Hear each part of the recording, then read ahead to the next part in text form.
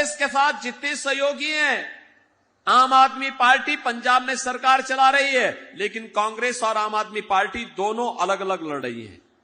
TMC इंडी गठबंधन का हिस्सा है, लेकिन बंगाल में कांग्रेस और टीएमसी एक दूसरे के खिलाफ लड़ रहे हैं। हर राज्य में इनके यही हाल है। जब ये स्वयं एक नहीं हो सकते हैं तो देश को क्या ये एकजुट कर पाएंगे? बेटी स्कूल नहीं जा पाएगी, बहनें ऑफिस और बाजार नहीं जा पाएंगी, बुर्का पहन करके घर के अंदर दुपक के रहना पड़ेगा। विरासत भी है, विकास भी है, लेकिन इस चुनाव में कांग्रेस के नेतृत्व में इंडी गठबंधन भी है। ये भानुमति का पिटारा है।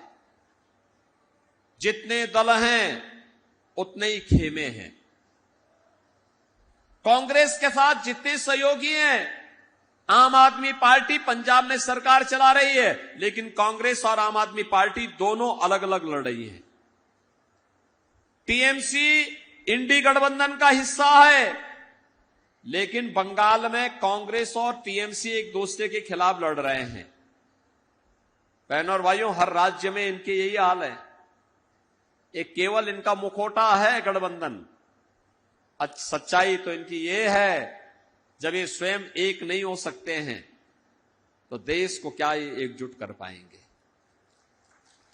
बहनों और भाइयों, इनका घोषणा पत्र तो अगर आप देखेंगे आपको लगेगा कांग्रेस का घोषणा पत्र, आपको लगेगा कांग्रेस का घोषणा पत्र यह देश के सबसे प्राचीन, सबसे पुराने राजनीतिक दल का नहीं, बल्कि किसी मुस्लिम लीग का संस्करण इनके साथ आ गया है और मुस्लिम लीग का दस्तावेज कांग्रेस आज प्रस्तुत कर रही है।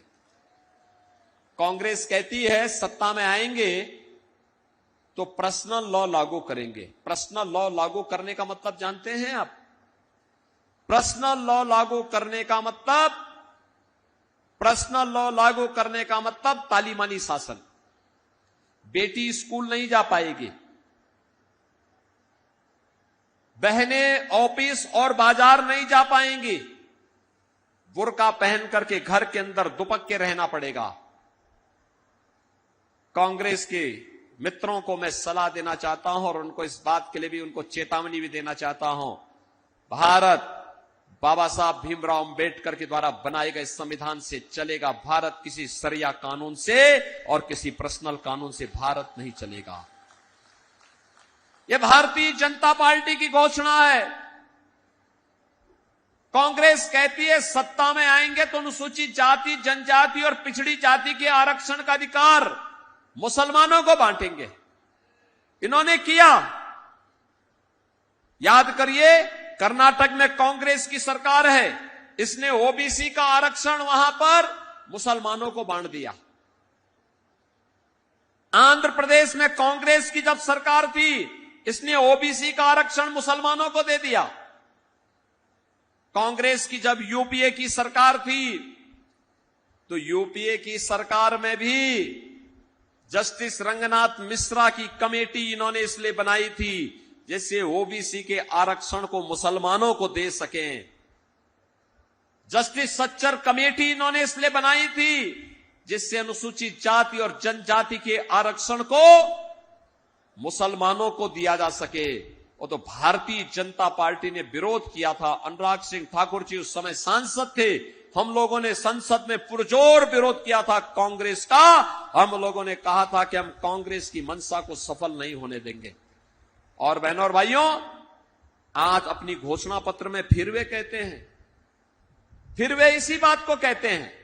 आज मैं आया हूं आपसे कहने के लिए, कांग्रेस कहती है, राहुल गांधी से किसी ने पूछा सत्ता में आएंगे तो क्या करेंगे, तो राहुल गांधी ने कहा गरीबी हटाएंगे। दादी ने नारा 1970 में दिया था, 54 वर्ष के बाद भी नाती वही नारा लगा रहा है, गरीबी हटाएंगे। आप सोचो, श्रीमती इंदिरा गांधी ने 1970 में कहा था गरीबी हटाने का नारा, लेकिन 54 वर्ष के बाद भी कांग्रेस वही नारा दे रही है।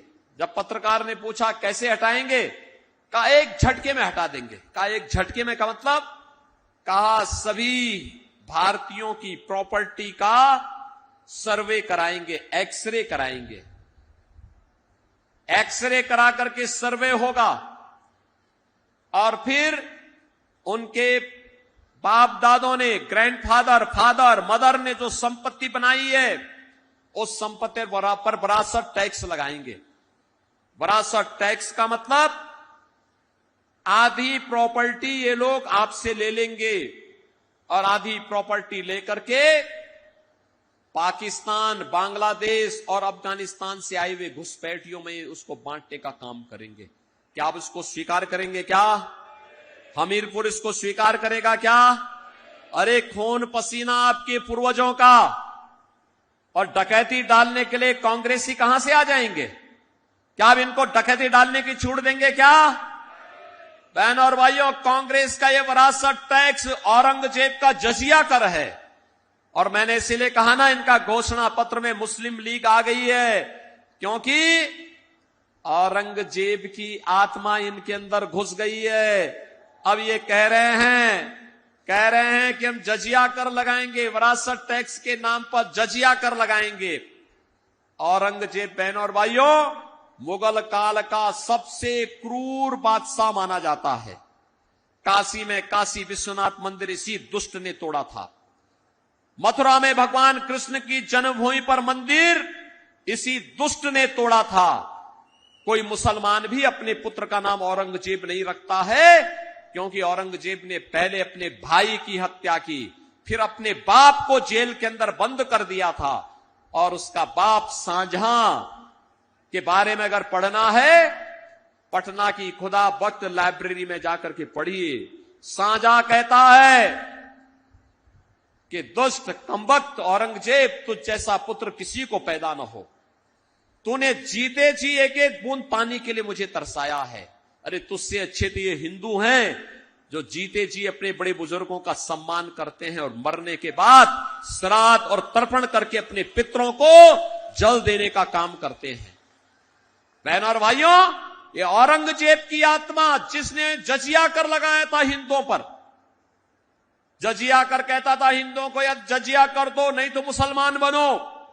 आज ये औरंगजेब की आत्मा इस कांग्रेस के अंदर घुस गई है। क्या औरंगजेब को आप जिंदा होने देंगे? क्या? कतई नहीं जिंदा होने देना है औरंगजेब को। बहन और भाइयों, औरंगजेब को कतई स्वतंत्र भारत में हम जिंदा नहीं होने देंगे।